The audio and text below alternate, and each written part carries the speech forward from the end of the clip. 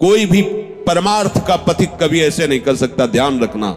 चाहे लाल पहने हो, चाहे पीला पहने हो, चाहे नीला पहने हो, सच्चा परमार्थ का पथिक मंगिबो भलो न बाप सो जो प्रभु राखे टेक। अगर ऐसे कर रहा है तो परमार्थ का पथिक नहीं है।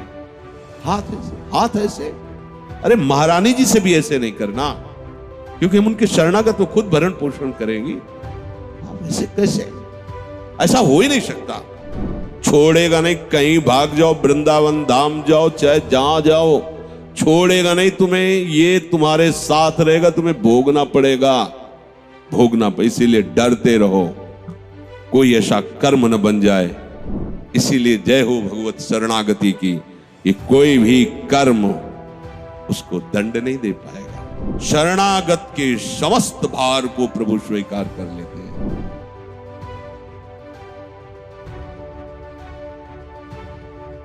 जिन शरीर अथवा मानसिक क्रियाओं के साथ मनुष्य अपना संबंध मान लेता है, वो सब क्रियाओं का फल उसे अवश्य भोगना होता है।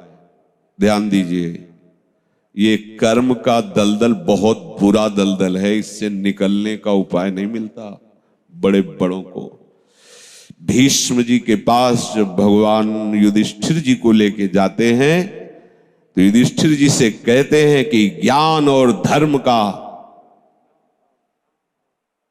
ये सूर्य अस्त होने जा रहा है, ले लो जितना तुम्हें ज्ञान लेना है। भगवान कह रहे हैं कि ज्ञान और धर्म का मूर्तिमान स्वरूप भीष्म, ये सूर्य अस्त होने जा रहा है। भीष्म जी से कहा, युधिष्ठिर जी के कुछ प्रश्न हैं, आप इनका उत्तर दे दीजिए। तो आंसू भरकर भगवान से कहा, प्रभु बहुत भयानक पीड़ा है, अर्जुन के तीक्ष्ण बाण शरीर में घुसे हुए हैं, कोई अंग नहीं है जो पीड़ा से जल न रहा हो। प्रभु ऐसी स्थिति में मैं क्या उपदेश करूं?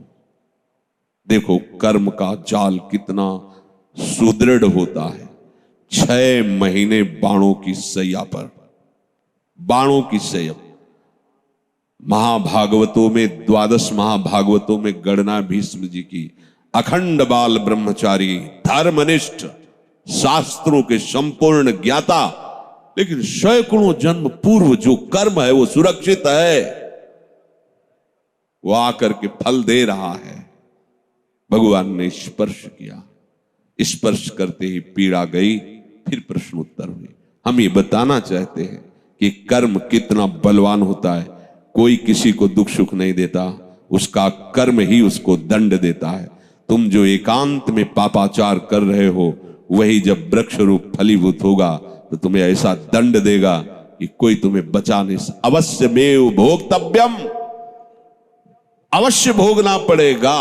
एक ही उपाय है, बस भगवान की शरण में हो जाओ, तो हम तो हम सर्व पापेभ्यो मोक्षयिष्यामि मा शुचा।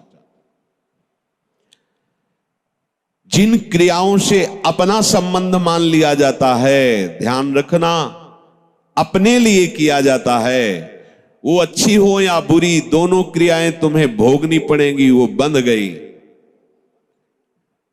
मनुष्य की एक ऐसी धारणा बनी हुई है कि बच्चे पैदा करना हमारा कर्तव्य है, बच्चों का पालन पोषण करना हमारा कर्तव्य है, आजीविका, व्यापार, किसानी, नौकरी, पढ़ाना लिखाना, जो भी, ये सब हमारा कर्म है, यही हमारा कर्तव्य कर्म है। खाना पीना, सोना बैठना, चिंतन करना, इसको वो कर्म नहीं समझ पाते हैं। इसको वो कर्म मानते हैं कि नौकरी करना, कि शादी करना, बच्चों का पढ़ाना लिखाना, पालन पोषण, ब्याह, ये सब, ये कर्तव्य कर्म नहीं है। ध्यान रखना, कर्तव्य कर्म है भगवत प्रसन्नता के लिए करना। यही कार्य भगवत प्रीत्यर्थ करना। अगर बीच में प्रभु को नहीं लाए तो यही सब कर रहे। हर जीव बच्चा पैदा कर रहा है, हर जीव खा पी रहा है, हर जीव सो जाग रहा है, हर जीव भयभीत है, हर जीव, ये हर जीव, किसी भी शरीरधारी, एक चींटी भी आपको प्रयासरत दिखाई देगी अपना उदर पोषण, एक हाथी भी अपने प्रयास होगा उदर पोषण के लिए, बच्चों का पालन पोषण करने के लिए। हमारा कर्तव्य कर्म इन सब के राग से छूट जाना है। बहुत बढ़िया इनका पालन पोषण होगा जब आप इनको भगवत स्वरूप मानोगे। जब प्रभु के लिए करोगे तो बहुत बढ़िया। जैसे कोई एक आदमी बीमार है जिसके लिए हमने 5 लोगों को नियत किया तुम इनकी सेवा करो। अब वो क्या मान के सेवा करेगा? उससे कोई अपना संबंध नहीं, उससे कोई ममता नहीं, गुरु आज्ञा है इसलिए मैं कर रहा हूं। और भरसक प्रयास करेगा मेरी कोई शिकायत ना जाए, मतलब अच्छे से सेवा करेगा। उससे ममता भी नहीं है, आसक्ति भी नहीं है, सेवा भी कर रहा है, परिणाम भगवत प्राप्ति। ऐसे ही तुम्हें परिवार में जो गृहस्थ में हो ऐसे ही तुम्हें करना है हरि गुरु आज्ञा पालन करने के लिए। पर क्या होता है, हरि गुरु की आज्ञा केवल उतना समझा जाता है कि दीक्षा ले ली है तो 3 माला सुबह कर लेंगे, थोड़ा पाठ कर लेंगे, गुरु जी की आज्ञा है। बकाया ये हमारा घर है, हमारी संपत्ति है, हमारा परिवार है, हम जैसे चाहे भोगे, ऐसा नहीं। न पहले तुम्हारा था न बाद में तुम्हारा रहेगा, बीच में तुम्हें सेवा के लिए दिया गया और झूठ से तुमने उसे अपना मान लिया। मुनीम अगर उस कंपनी का, जिस कंपनी का मुनीम है उसको हड़पना चाहे तो क्या होगा? जेल की सजा होगी ना। तो मुनीम हो तो मुनीमगिरी केवल करो, मालिक बनने की चेष्टा मत करो। सेवक हो, सेवक भाव से रहो। इसी कारण जो उपासक समझ नहीं पाते तो उनको लगता है कि फिर तो भगवत प्राप्ति के लिए कर्मों का त्याग करना अनिवार्य है। परिवार छोड़ दो, व्यापार छोड़ दो, नौकरी छोड़ दो, ये छोड़ दो, वो छोड़ दो, वो छोड़ दो। ठीक, अब इसके बाद एकांत बैठ करके मनन चिंतन, भोगों का, विषयों का, खाना पीना, अच्छा शरीर सजाना, क्या ड्रामा चल रहा है, ये क्या नाटक चल रहा है, यही बात समझना है। हाँ, भगवत प्राप्ति की उत्कट अभिलाषा से जो वैराग्य जागृत होता है वो एक अलग चीज है। सुन सुना करके अपने कर्तव्य का भगवत स्वरूप मानकर पालन न करते हुए और उसका त्याग करके अपने शरीर के सुख आराम व्यवस्था के लिए भोग, ये दुर्गति का कारण बन जाएगा, परमार्थ का कारण नहीं बनेगा, समझ लेना। फिर यही होगा कि आप केवल रसेंद्री और जनेंद्री की पुष्टि के लिए चिंतन करते हुए डोलते रहोगे।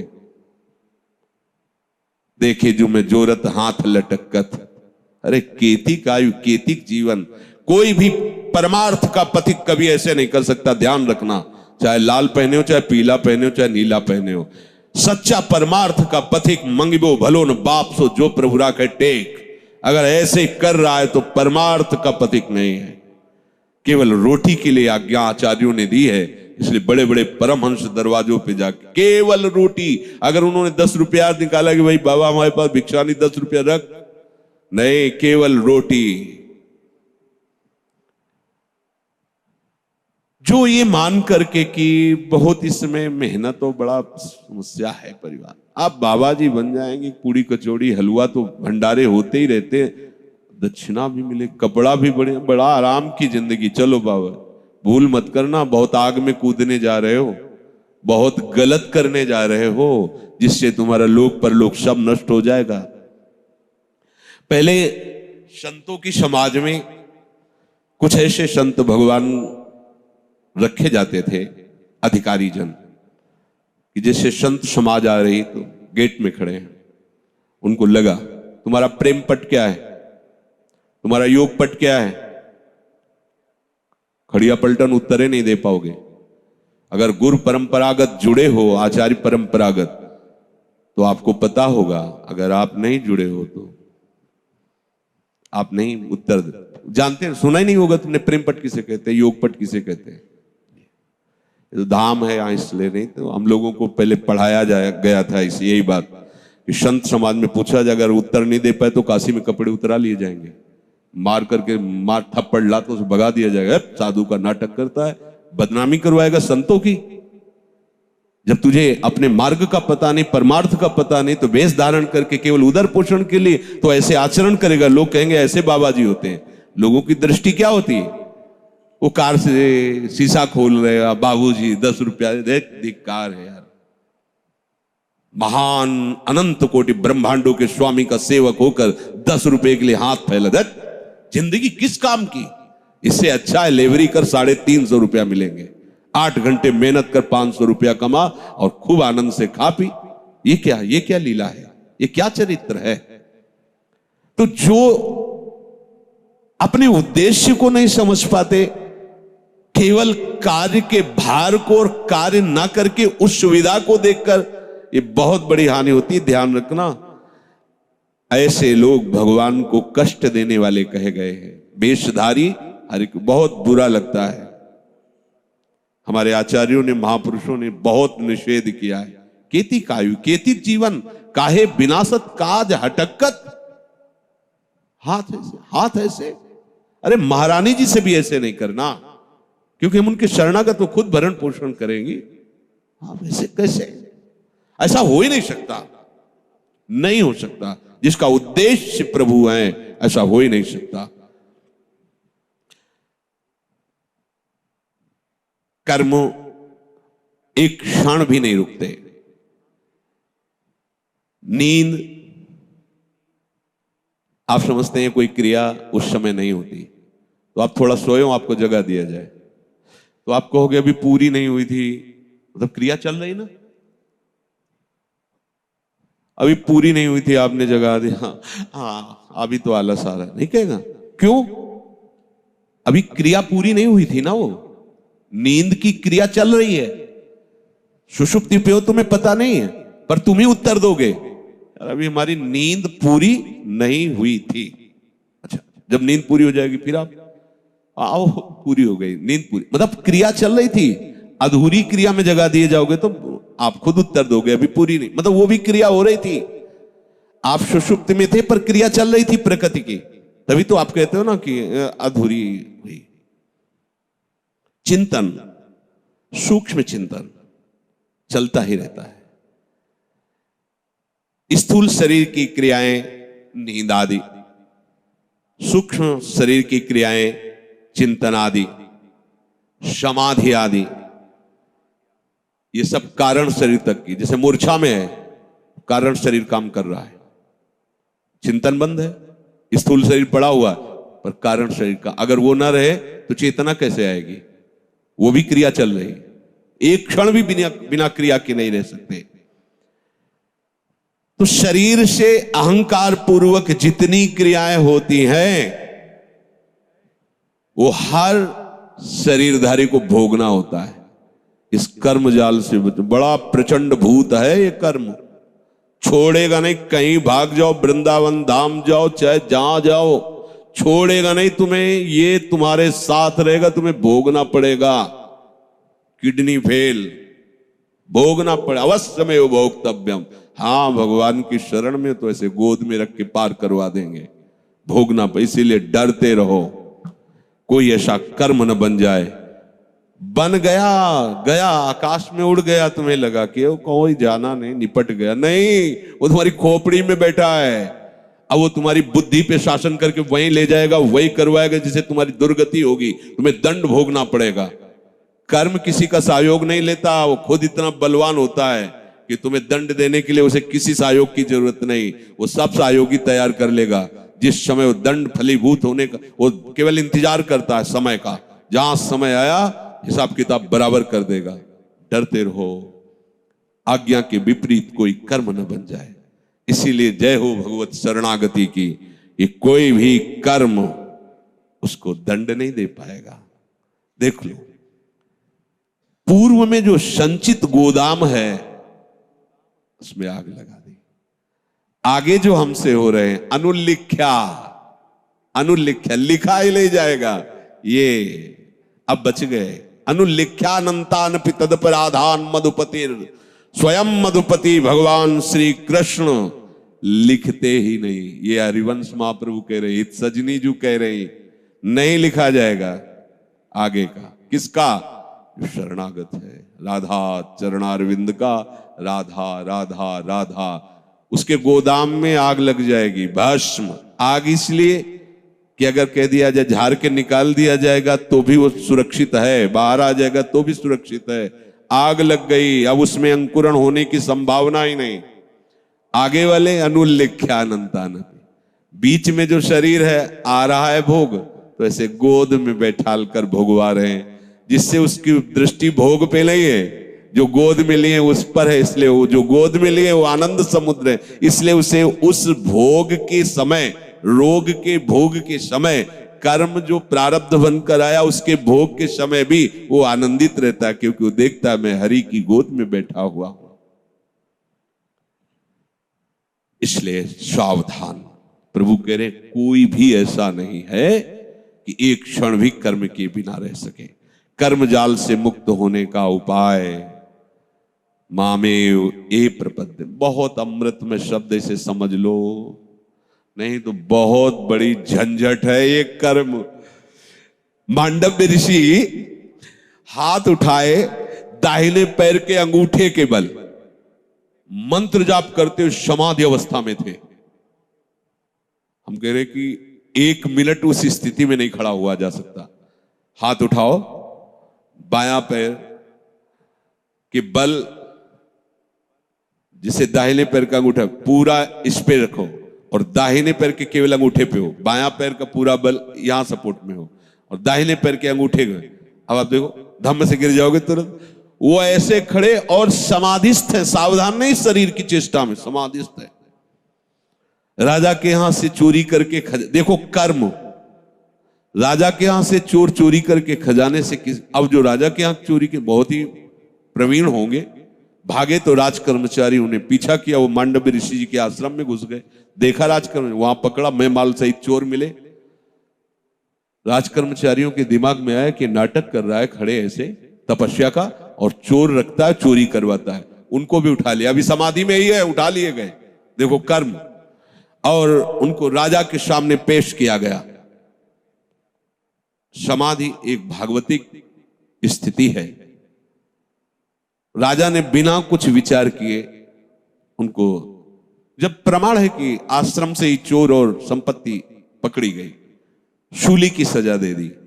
भाले की आकृति का ऐसे लोहे का एक ऊपर से जाकर ऐसे छोड़ना जोर से, जो गुदा द्वार में घुसते हुए जहां तक घुस गया, नाभि या पेट तक, अब वो ऐसे टंगा, जितने घंटा 2 घंटा दिन जितना उसकी सामर्थ, वो तड़प तड़प के मरेगा। बहुत कठिन सजा होती थी, सूली की सजा इसे कहते हैं। जब ऋषि की गुदा द्वार में वो घुसा तो चेतना जागृत हुई, तत्काल पद्मासन में बैठ गए, सूली पे पद्मासन पे बैठ गए।